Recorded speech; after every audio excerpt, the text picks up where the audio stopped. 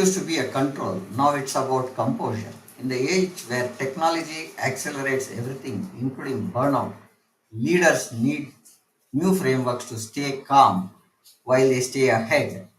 In this episode of Power of Knowing Forum, today we have Dr. Sangeeta Sumesh decoding how high impact leaders cultivate stress free performance using science based tools, mindful frameworks, and art of leading well to explore how we converge to protect the organization but protect the people who run them as well. Welcome to C-Suite Strategy, Elevating Every Move, Scale Beyond, and our topic of discussion today is who leads who, stress-free leadership tools, frameworks, and art of leading practices. Your go-to podcast on tech, cyberspace, strategy, and growth. Special welcome to all tuned into Power of Mind Forums, episode 299 on LinkedIn Live today. We have the honor of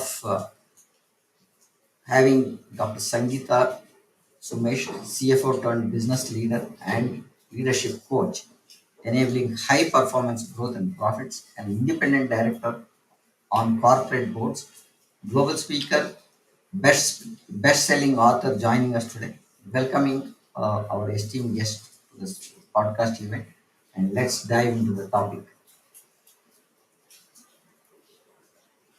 Hi Sangeeta, welcome to our podcast. How are you Hi. today? Yes. Hi, Prem. Thank you. Good evening. Nice to be back on your podcast again. Welcome. Sangeeta, just to dive in, because what we are talking about is who leads who. That's a very interesting point, and I see a book also on your background saying the same who That's right. leads to who. Can Yes. you give us an insight on what is that we want to talk when we are talking about stress free leadership tools, Right. frameworks, and art of leading practices? What do you Yes. say? Yes. Thank you. Thank you for that, Prem. So now, if you notice, one common thread that most leaders or the challenge they face is stress. And stress is a silent killer, right? So who leads who is who's leading you? Is it stress leading you or are you leading stress? So that's the essence of the book. Now if you were to just take a pause and step back, now what happens when you are traveling in an airplane, right? Remember the instructions that most air hostess say before the flight is going to take off is that in case of an emergency, right? What do they say? First, put the mask on yourself and then to your passenger. Like, it can be even your family member, your most loved one as well. But the important fact is you need to take care of yourself. Now, that is the message I want to share with leaders.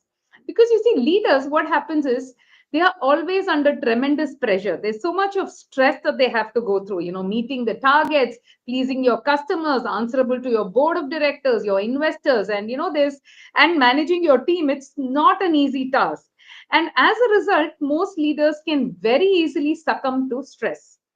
Now, if you were to see, we had recently Vimal Jain of AU Bank, and then Mirchandani of who all lost their lives at a very young age. Why? Because they all succumbed to stress. It's really unfortunate. And it's not just one or two rare cases, it's becoming a lot more common these days. And therefore, it becomes a lot important for leaders to address this stress. And that's why this book solely focuses on leadership wellness. So, what I have taken is I've taken some of the seven common areas or the challenges that leaders face. As a leadership coach, when I keep working with different corporate leaders, I have realized that there are some points that are pretty common. So I have taken these seven areas of challenges that leaders face. I have given them self check, to see how where they stand on each of these parameters and what they can do to achieve it. And I've also given leadership insights from our Puranas, right? Because I think our Puranas offer, there's so much to learn from each of those small stories or anecdotes that are being shared. So, what are those leadership insights that one can get? And then deep dive into these challenges, then given frameworks or tools that leaders can use so that they can start implementing it. These are easy to implement stuff that I've shared. And I have also given real life leader stories, like examples of leaders who've had these challenges and how they actually managed to overcome.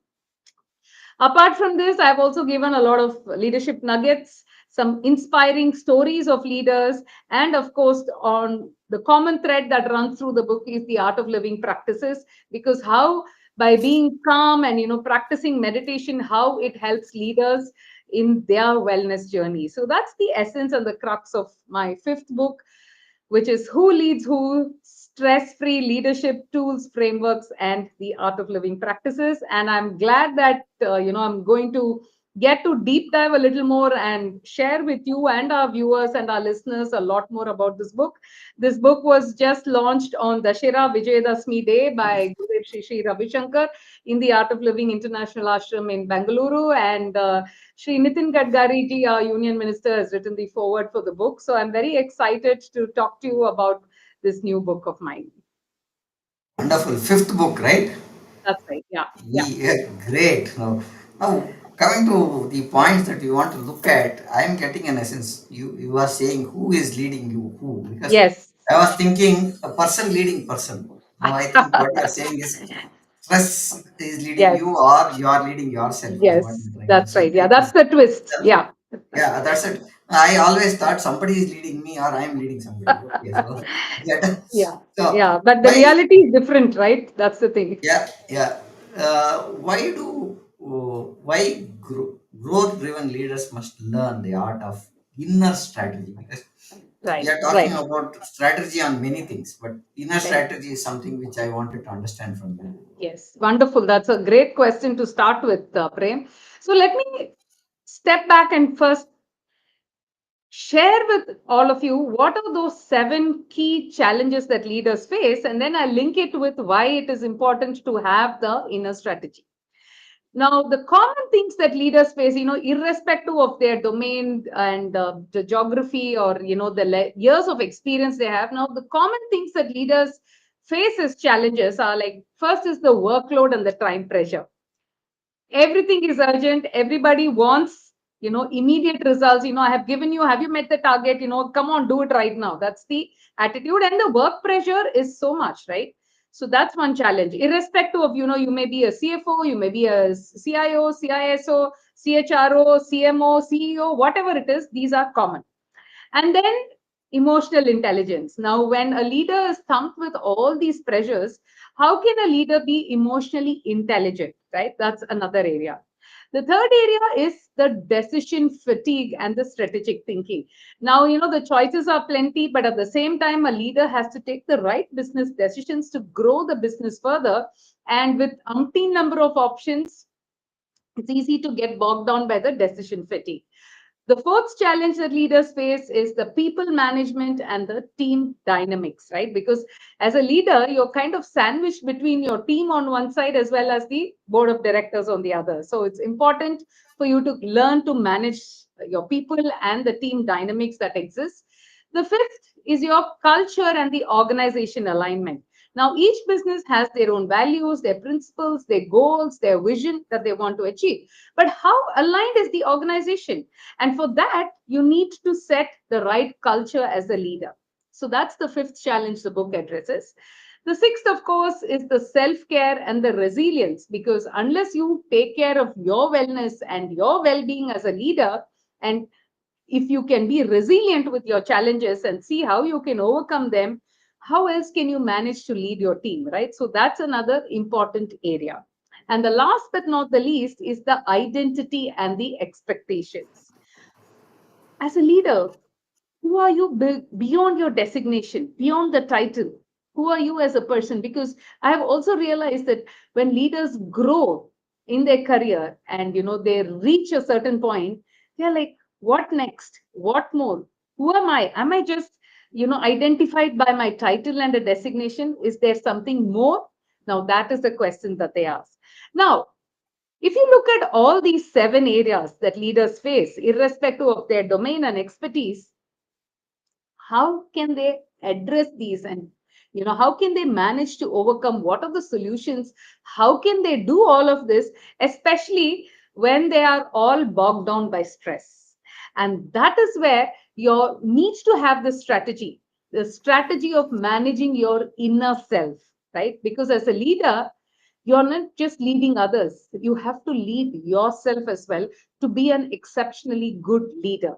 And that is why it is important to have the right strategy to manage your inner self. And that is what this book addresses, right? So it talks about all these areas and a lot more.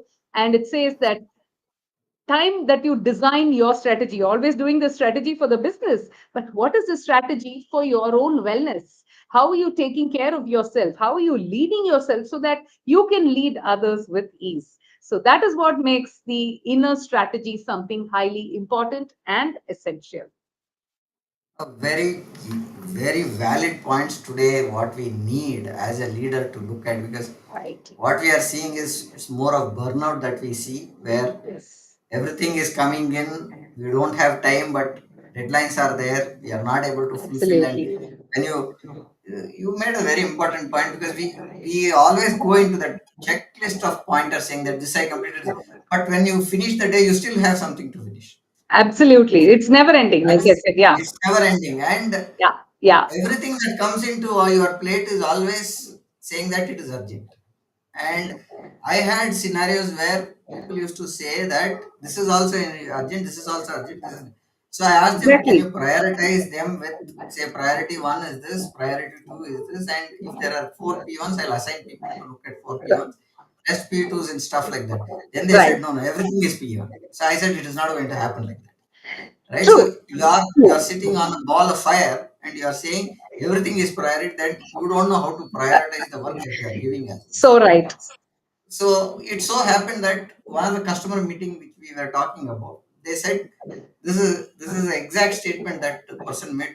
I had 15 pointers to be cleared, and 15 pointers were said all were P1. I said, when did you log these 15 pointers at P1? Can you show me those tickets? Or you can show me that these are the concerns. Then he said, no, it is all 15 priority. I said, I don't have the resources to run at 15 priority tickets. And if you are not able to quantify 1, 2, 3, priority 1, 2, 3, this is also important, which 80% is stalled because of that priority 1 point, then I think it makes sense. True. Then we sat and we started looking that, making that person understand that we are not going to have all P1s was a Right. humongous task for us. Now, great pointers. I think I, Yes. first I should take the book and read. That's the first point that I will do. Yes, I would And love to hear your thoughts on it. yeah, I'll go through that book, and maybe I'll put out some of the pointers as a summary of the book somewhere. Let me do that. And now coming to the next point is, can stress-free leadership still deliver high performance? Because once you are in stress, we don't know what is performance, what is delivery. We want to finish a task, and after that, we don't have plans, we don't have checklists, nothing. It's delivery only. So how do we look at this kind of stress-free look, Sangeeta? Great. That's also a very interesting question, Prem. So, firstly, what is high performance? High performance is achieving superior results by performing at a high standard. Now, let's park this definition aside for a moment. And I'd like to take your attention to the vicious cycle of stress, right? Because I think stress is something all leaders face, right? Irrespective, like I said, how many ever years of experience, whichever domain, whichever geography, leaders do face stress. But having said that, I would also like to tell you about the pressure cooker. Now, what Hmm. happens in the pressure cooker? A little amount of pressure is good and it's required because that's when whatever you're cooking gets cooked. But at the same time, if there is too much pressure, what happens? Your pressure cooker bursts. And that's Hmm. exactly what can happen to a leader. So while some amount of stress could be good and it may be helping towards high performance, if it goes beyond limits, a leader is going to get burnt out or just burst out or succumb to stress. So that's where I want to highlight on the vicious cycle of stress. Now, what happens? When a leader, you expecting the leader to be a high performer. So the expectations are very high. So, in order to meet those expectations, what does a leader do? A leader starts to overwork himself or herself. And as a result, they tend to neglect their self care and also their mental wellness. And what does that lead to? A lot of tension and anxiety. Now that takes another step. And what happens? Poor eating habits or it's irregular eating habits, you're eating junk, and it also results in improper sleep. What does all that lead to? A lot of mental fatigue. And because of the mental fatigue, you tend to have a lot of conflicts with your team. Your productivity levels are poor. And all of this results in dropping or declining of the financial results. And therefore, now if you were to look at the cycle, because there's a decline or drop in the results, the pressure to perform is increased.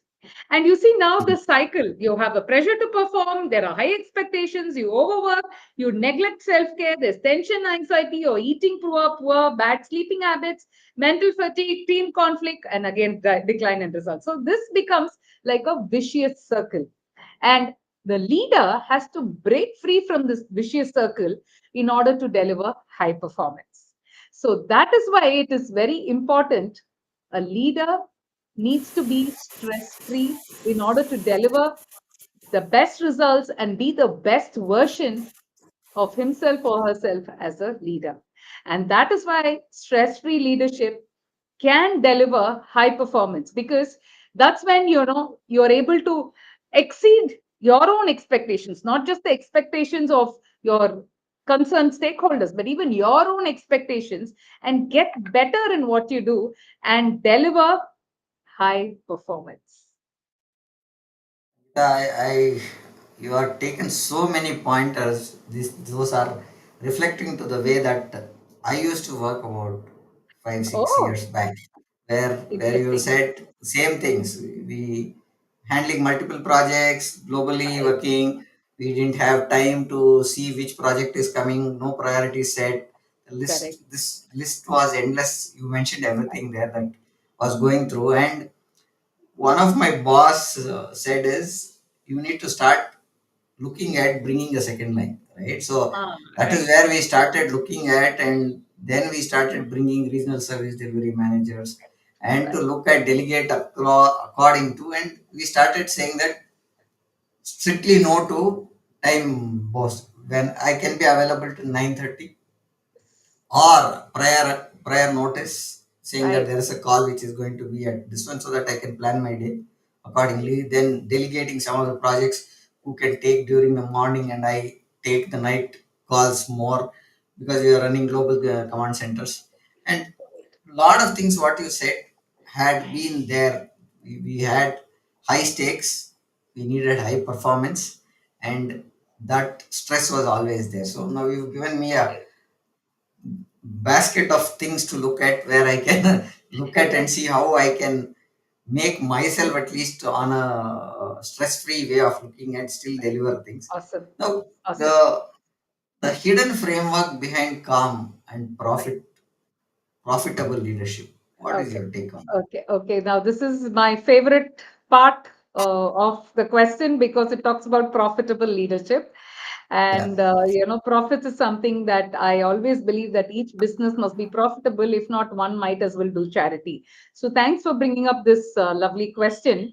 And here, what I want to share with you is, as a leader, a lot of the work a leader does has to do with decisions, right? Because as Hmm. a leader you are in charge of a whole of host of different things.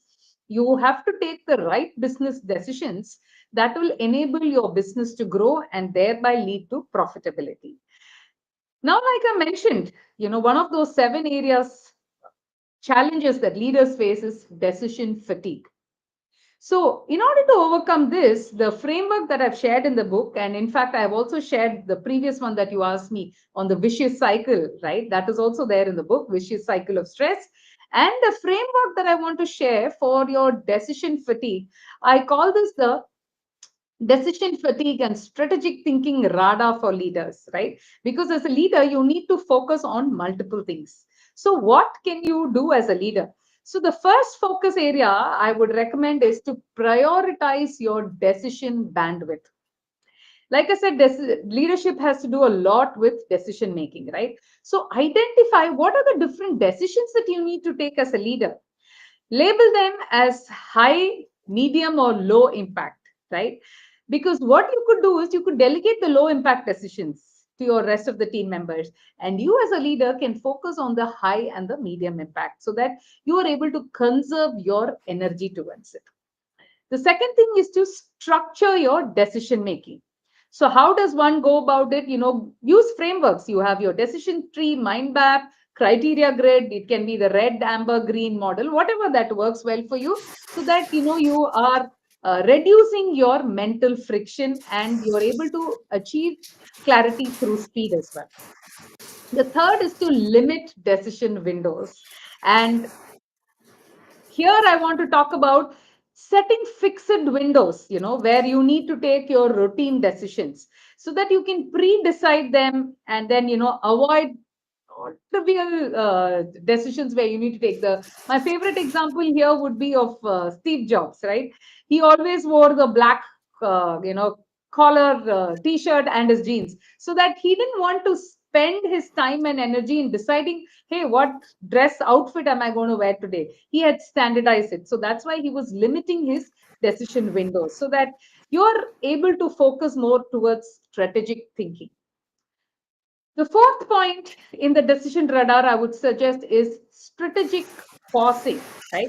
Because you're always in a hurry, you're always, doing this, there's something there, you're burning out, you have to take some decisions, put out some fires and stuff like that. Instead, if you can take a 5 to 10 minute pause, it can be some meditation or breathing techniques that Art of Living offers. And if you're able to reset your perspective, so that you're emotionally charged, right? And thereby you're able to take the right decisions with a lot of clarity. That's the fourth thing on the strategic pause. The fifth thing is to anchor vision and values. If you could just check as a leader, whatever that you're asking your team to do or whatever you want to implement, does it really align with the vision and the values of the business? Is it helping you move closer to the long term goals? Now, these are checks and balances that you can do as a leader so that you can make things happen faster and you have clarity towards the strategic alignment in the business. The sixth important aspect is to guard your energy, because your energy can get drained very easily with all these multiple aspects that's happening around you. And to that is why it is important to prioritize your sleep, your exercise, and how you're managing to recover. You might have had a long, challenging day. At the end of the day, you're like, oh my God, this is like too much to handle. Which is okay because it does happen sometimes on a leadership level. But how are you recouping and how are you going to bounce back the next day? What are those rituals that you have that will help you tomorrow you start afresh? And you are bang on giving the best version as a leader, and that is why your mental energy is very, very important. The last one I think the decision radar are your awareness checks. If you were to just think, if there is a crisis, am I being reactive as a leader or am I being proactive? Is my energy getting drained? Do I have some time and space for some reflection?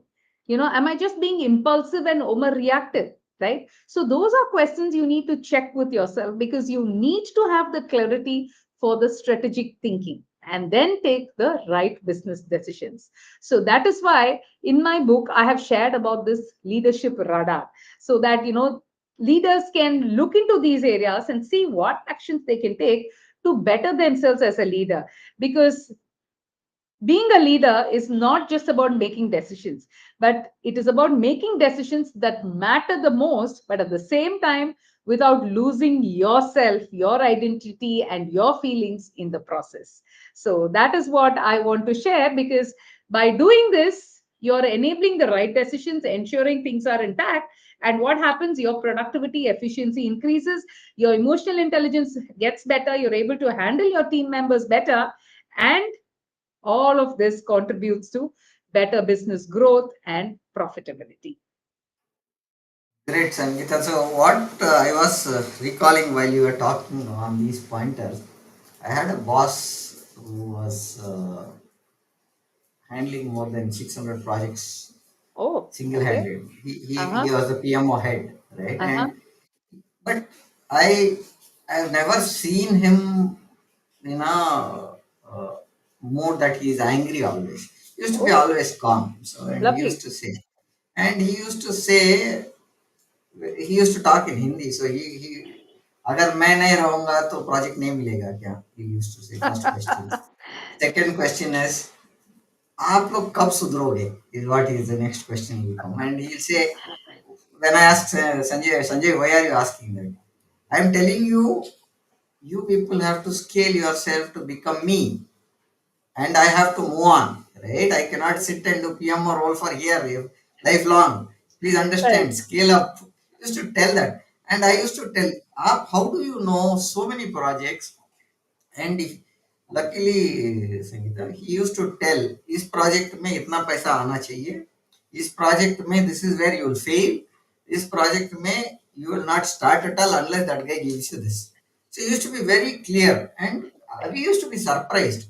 And one day he told, when you take a project, you need to read the SOW 100 times.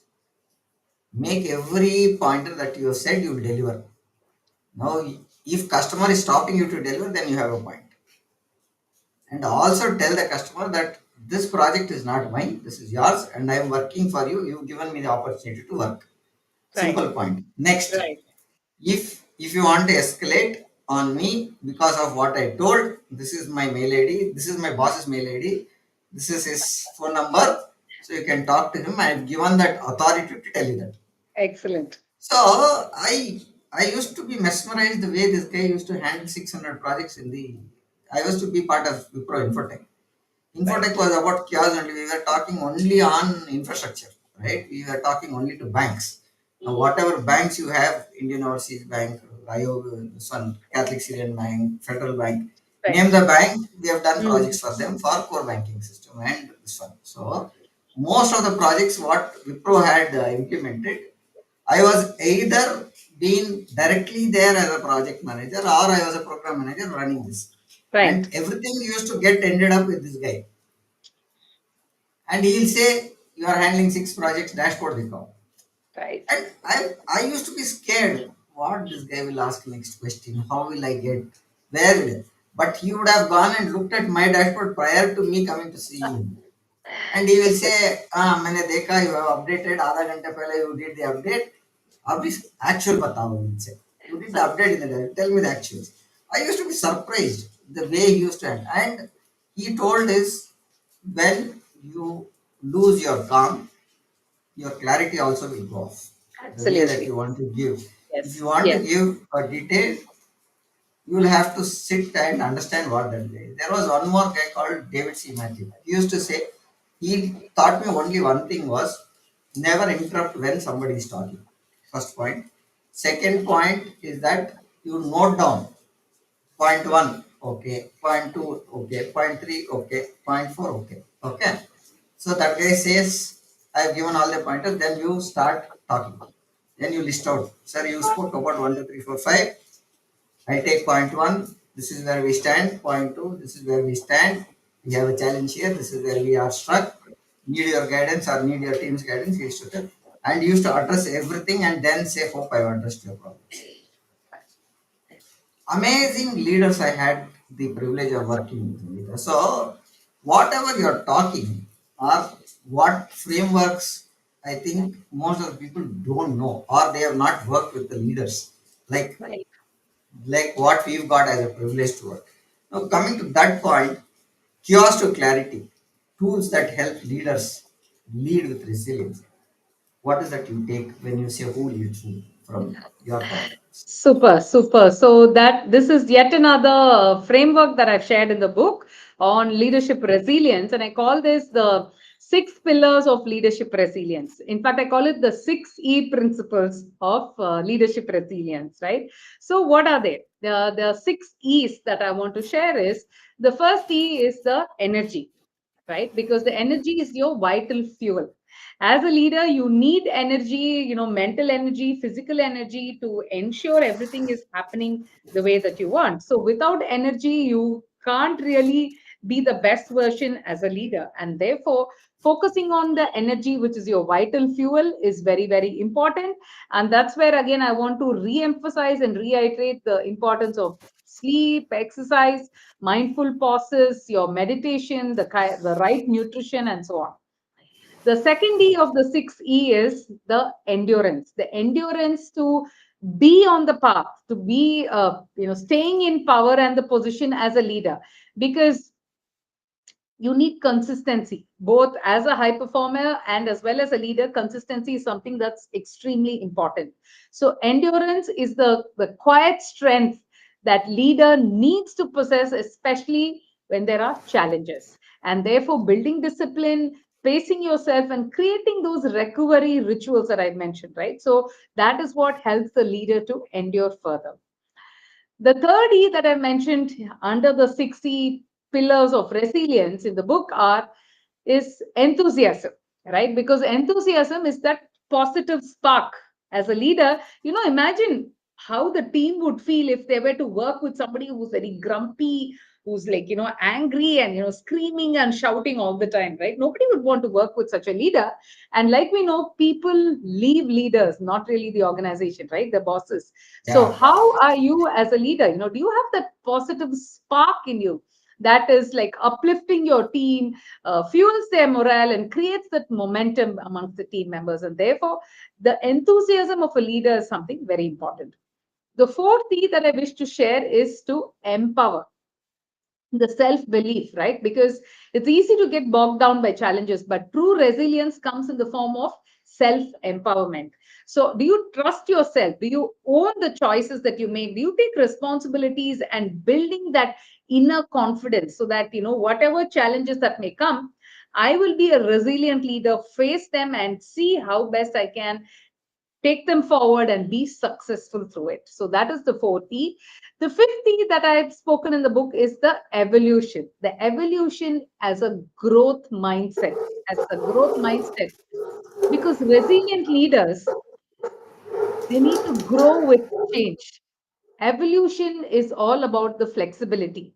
You need to have the learning, and turning your challenges into opportunities is something that's very essential for leaders. So, staying curious, embracing the feedback that you get, and continuously upgrading your skills is what will result in the uh, growth mindset as a leader, which is your evolution into the growth mindset. The last of the 6 E's that I want to share is the elevation. The elevation is nothing but the wider lens. So, what do I mean by the wider lens and the elevation is the ability to step back, right? If you were to just look at the immediate turbulence, the challenge that you're having, it's very, very easy to, succumb to it, or, get totally confused or be pulled down by it. Whereas if you were to take, take a step behind and look at the larger vision, the bigger vision for you have for yourself as well as your business, that will give you a wider lens, right? And at the same time, you must be able to reflect regularly, see what is the perspective that you want to take, and most importantly, keep the purpose in sight. So, by doing that, you're able to widen your thought process, and rather than just narrowing yourself into a particular aspect, you're able to get the bigger picture. So, by following these 6 E's, as a leader, you become a lot more resilient, and you're able to stand tall despite these challenges, right? Because as a leader, you need to know when you need to pause, when you need to push, when you have to adapt to yourself, and most importantly, rise above the challenges. And that is what resilient leadership is all about. So, as a pun, I have ended this chapter with saying resilient leaders fly with 6E. If you notice, the 6E is our indigo, right? So that is what I have concluded it with this chapter. Prem, I don't hear you. Sorry. Yeah, I have Yeah. typed in what you told, so I have put that in the scroll down going there. Follow the Oh, six lovely. E's. So Fantastic. E is for energy, E is for endurance, E is for enthusiasm, empower, evolution, and elevation. So these are the 6 points of what Sangeeta has been telling so far for us, just to add to the team so that it makes it easy for them to remember. I put them on the scroll. Very So nice. coming to Very the nice. last point that I want to talk to you over today Mm. was the real ROI part, right? So Yes. when we look at ROI of leaders who Right. lead, either whether it is emotionally or at the this one, Right. the real ROI is stillness, leadership that Absolutely. Yeah. performs without pressure, right? Yes. So Yes. your take on it, Sangeeta. Oh, okay. So let me share this story, which probably most of us know about it, right? Scientist Newton, right? What happened? He was running around trying to, see how he can prove and, come up with the law that he came up with. But when did he actually discover it? When he was still sitting under the apple tree, right? And when that apple fell in that stillness, that's when he came up with the law of gravity. Right now, this is a favorite example that Gurudev Shri Ravi Shankar shares, and that has really stuck on to me. And I'm linking it with your question, the ROI of stillness. So only when you're still can you come up with innovations, the clarity, better decisions, many such things, which I will also share. But the important thing is when your mind is occupied with different aspects of chaos, or you're not in the present moment, and you're uh, thinking about something else in the back of your mind, or you're facing leadership burnout and stuff like that, you are not still. And if you're not still, what happens? The best in you is not coming out. And therefore, if you were to look at the ROI of stillness, which is what Who Leads Who is all about, is stillness is not just being idle or being inactive, right? It's about cultivating that inner calm despite the storms that you may be facing, the mental clarity and the emotional balance that you need to have as a leader despite the chaos that you're facing. And when leaders practice this sort of stillness, it can be through art of living practices, which is what I have highlighted in the book. It can also be through reflection, through breath work, being mindful, and that is what sharpens or heightens their level of performance. And what happens, to answer the ROI aspect that you mentioned, it enables them to take better decisions and faster decisions as well. It improves their emotional quotient, and they're able to regulate their emotions in the right and positive manner. Obviously, enhance creativity and innovation is possible. They're able to be focused, sharper focus, and better productive levels, manage their teams more efficiently, healthier leadership energy that they are using for their team members. It also gives them stronger presence and influence as a leader. Influence for a leader is very important, right? So it enables them to be a better influencer, and also results in inner stability, right? Now all of these aspects, I think, is a lot more than just a regular ROI. These could be intangible, but then a combination and a culmination of all of this can probably result in like a measurable or a tangible ROI in the form of the financial metrics and the financial results that the business can produce.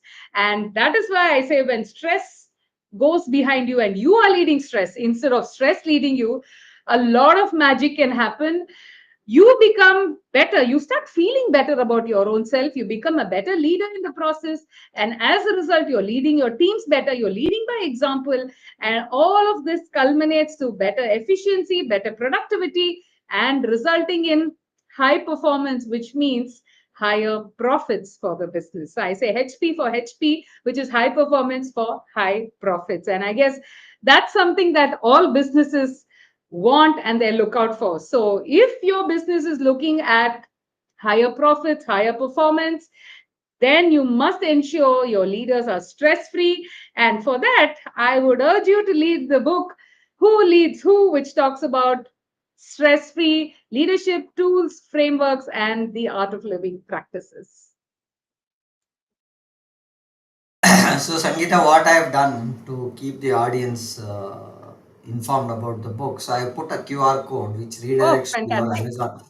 It goes to Super. your Amazon shopping cart, and if Right. people scan this, I think they'll go to Amazon and they can buy the book. Super. This is what we That's were very able to bring it on the screen there. Now I've put a link. I'll put a link also on this one, but very insightful framework. I think these are very important frameworks. See, we've been talking on many frameworks, how to be stress free, and how do we look at leadership framework tools that we can look at. But when you bring something from a chaos to calmness, that's where you've done. And that's where I think what you're saying is who leads who, whether it is stress or you leading somebody, is what you're saying, is what I see in the book yes. overall. Now, coming to that point, you authored 5 books. That's one interesting thing that I want to understand from you is Sure. what are the other books that you could leave the audience with, right? So that would Okay. help Right. them in going through your books, and what are those books talking about, because we're talking about who leads who. What is the other four sets? Yes, yes. Thank you for bringing that up. My first book was actually a spiritual thriller. It's called A Mm-hmm. Glance at the Unknown, and it won me an award as one of 100 inspiring authors of India. And Oh, this is a wonderful. free download on Kindle, so feel free. It is available on Amazon, both hard and the soft copy. So when I started telling people that I've written a book, people Mm. assumed it to be a finance book because I was a CFO, chartered accountant with so many years of experience. So everybody nudged me and urged me to write a finance book, which led me to writing What the Finance, right? Okay. And that is about simplifying finance, because normally people, when you say finance, they say finance is boring, it's challenging, it's not my cup of tea. So I have made finance very, very simple, business finance, very simple for leaders. So given it, made it as a very practical playbook, like, if this is your challenge, this is your solution, right? So no jargons, or, just very simple and very easy to implement. And that book is a national bestseller. That's also available on Amazon hard and soft copy. Then my third book is called Get High: How to Coach Yourself for High Performance in Your Work, because everybody wants, this I say, nobody says no to high performance, right? So Yeah. that's the specialty of high performance. So that's also, it gives a lot of practical tools and tricks and stuff that people can start implementing right away. And that book has been endorsed by Marshall Goldsmith, right? So the New Yeah. York Times bestseller. Yeah, yeah. So that is the third book, Get High. My fourth book is called Where's the Moolah? Moolah, like, is money, right? So that talks about financial growth hacking for business profitability. So in that book, I've spoken about the business wheel, where to say how each of the functions of the business can actually pivot and leverage on finance, which can contribute to better profitability of the business. So that also has insights of several industry leaders on how, they are managed to grow their business profitably as well. So that's also another interesting read. And of course, my latest is Who Leads Who, which is, yeah, stress-free leadership tools, frameworks, and the art of living practices.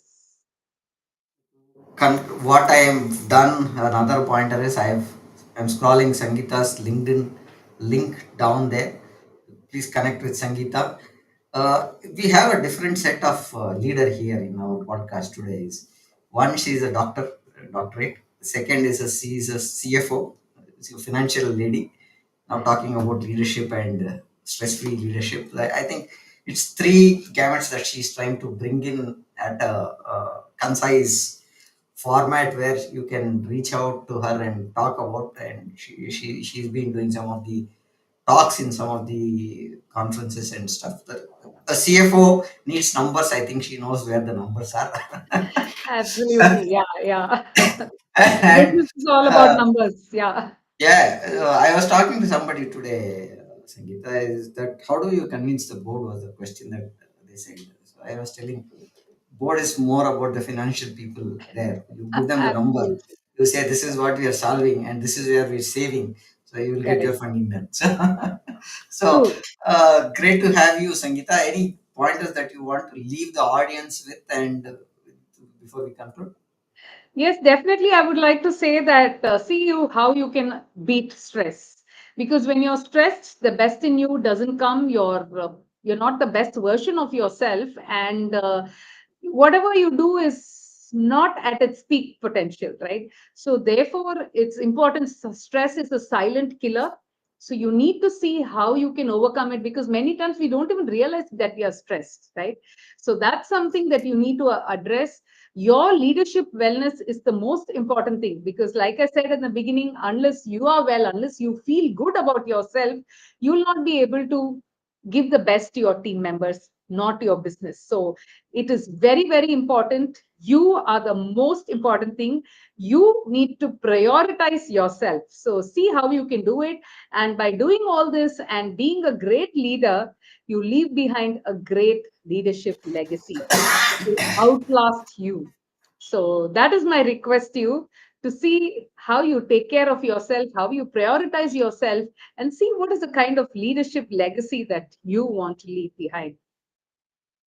Thank you for that, Sangeeta. Now, coming to the audience, thank you for joining us. And we have completed 299 episodes Wow. as on today. And next week being Diwali, we do want to run it on a Tuesday, so we're shifting our gears to Thursday because we don't want the festivity to look at we want to look at the festivity to happen. The podcast can move 2 days. This one, we're moving it to 23rd. What we are talking about is why detection isn't enough, and the future of predictive cybersecurity and intelligent prevention is what we're talking about. We have one of the directors coming and talking. His name is Santosh Tripathi. He's joining us on 23rd, 6:30 p.m. Looking forward to see you guys there, and happy Diwali to everybody. And Sangeeta, thank you for being here. Thank you, And Prem, for having me. good day, Sangeeta. Yeah, Thank you. Thank you so much. Yeah, all the very best to all the viewers. I wish you all luck, success, growth, calmness, and stress free, successful leadership leading into high performance and higher profits. thank you, Sangeeta. Good day and bye for Okay. now. Bye.